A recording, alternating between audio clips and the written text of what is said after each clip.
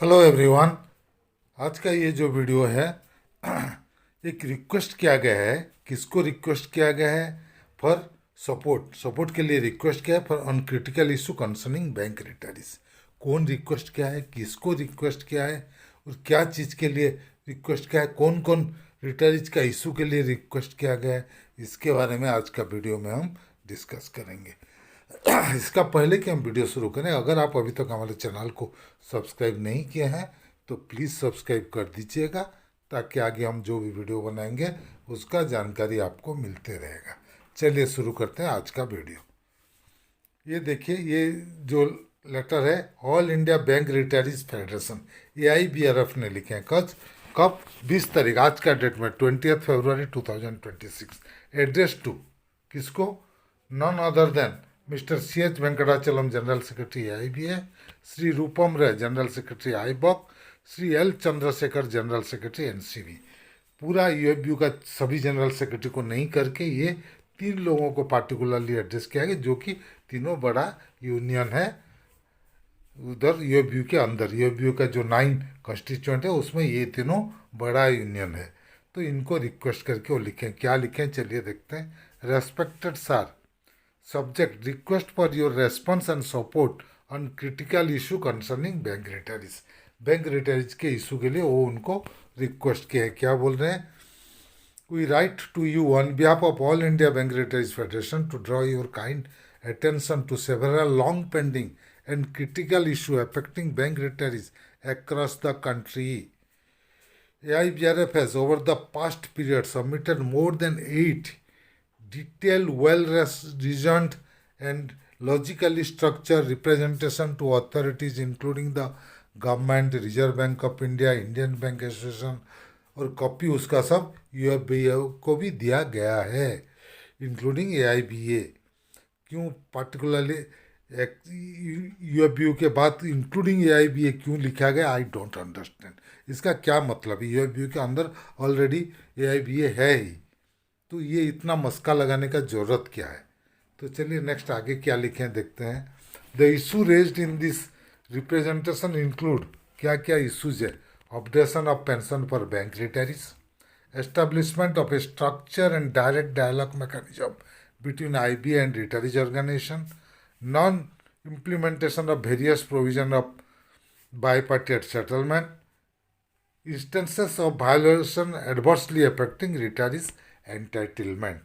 तो इधर clear cut नहीं लिखे, वो लिखना चाहिए सुपर एनुएशन बेनिफिट, जो सेकेंड मोस्ट इम्पोर्टेंट इशू है स्पेशल अलाउंसेस के ऊपर सुपर एनुएशन बेनिफिट, वो मेंशन करना चाहिए। और डिस्पेरिटी जो DA का है 8088 पॉइंट और shifting of index from 1960 to 2016, ये भी मेंशन करना चाहिए। और one more option for left over retirees, ये चीज़ भी मेंशन करना चाहिए था। This matter directly impact nearly 7 lakh bank retirees and several cases involve concern of financial security, dignity and even survival. We have always believed that retirees issues are an integral extension of the broader banking workforce agenda, and that coordinated efforts under the umbrella of UFBU would yield more effective and timely outcome. However, it is a matter of concern that visible initiative and collective engagement from UFBU constituent on these issues appears to be limited, क्योंकि UFBU कोई कोशिश ही नहीं कर रहा है retirees के लिए। Strike भी किए तो 5 डेज बैंकिंग के लिए किए। इतना सालों से सबसे लॉन्ग पेंडिंग जो है 3 डिकेड से ऊपर जो पेंशन अपडेशन का मुद्दा पेंडिंग है, उसके लिए एक दिन स्ट्राइक नहीं किए। लेकिन 2 साल अब 5 डेज बैंकिंग का लिंगर हो गया तो उसके लिए स्ट्राइक कर दिए हैं। लेकिन बात यह है कि उनका स्ट्राइक कल, उनका एजिटेशन DFS केयर ही नहीं करता है, क्योंकि अभी अभी रिसेंट इशू है CLC से मीटिंग हुआ था PLI के बारे में, और उसको वो सब जुडिस से आपस में बातचीत करके सुलझाने के लिए CLC ने उनको समझौता बात एडवाइस किया था। लेकिन उसके बावजूद यूनिलैटरली DFS ने बैंक को इंस्ट्रक्शन दे दिया सबको पेमेंट करने के लिए PLI, और पेमेंट भी हो गया। यूएफबी कुछ नहीं कर पाए, तो आप अभी का यूनियन का इम्पोर्टेंस कितना कम हो गया आप खुद समझ सकते हैं, क्योंकि जो पहले स्ट्राइक करने से जो इम्पैक्ट था अभी नहीं है। दूसरा मेथड इनको यूएफबी को अपनाना पड़ेगा अपना काम कराने के लिए। वर्किंग मेंबर के लिए वो काम नहीं करा पा रहे, तो रिटायरीज का क्या हेल्प करेंगे, उनको रिक्वेस्ट से क्या होगा, आई डोंट अंडरस्टैंड। लेकिन अगर चाहें तो वो डिमांड तो करना चाहिए। होगा नहीं होगा, गवर्नमेंट करेंगे नहीं करेंगे अलग बात है। यूएबी को पेंशन अपडेशन के लिए स्ट्राइक कर देना चाहिए, लड़ना चाहिए, तब रिटायरीज का भी सपोर्ट वर्किंग एम्प्लॉयज़ का इशू में मिलेगा। उनको उनका जो वर्किंग एम्प्लॉयज़ है जितना आगे बढ़ चढ़ के स्ट्राइक में पार्टिसिपेट नहीं कर रहे हैं, धरना में नहीं आ रहे, रिटायरीज आते हैं। कोई भी उनका एजुकेशनल प्रोग्राम होगा आप देखेंगे, ज़्यादातर जो लोग 2 4 5 साल में रिटायर करने वो लोग ज़्यादा पार्टिसिपेट करते हैं, रिटायरीज लोग आके सहयोग करते हैं। तो इसलिए रिटायर्स को वो लोग नेगलेक्ट करेंगे तो उनका खुद का नुकसान है, उनका काम भी नहीं होगा, उनका डिमांड भी फुलफिल नहीं होगा। Given your stature as a senior and respected leader of the trade union movement in the banking industries, you would highly value your views, guidance, and intervention in this regard. Your support can play a pivotal role in ensuring that the legitimate concern of retirees receives due attention and resolution. We shall be grateful if you could kindly share your considered response on the issue raised and on our earlier communication.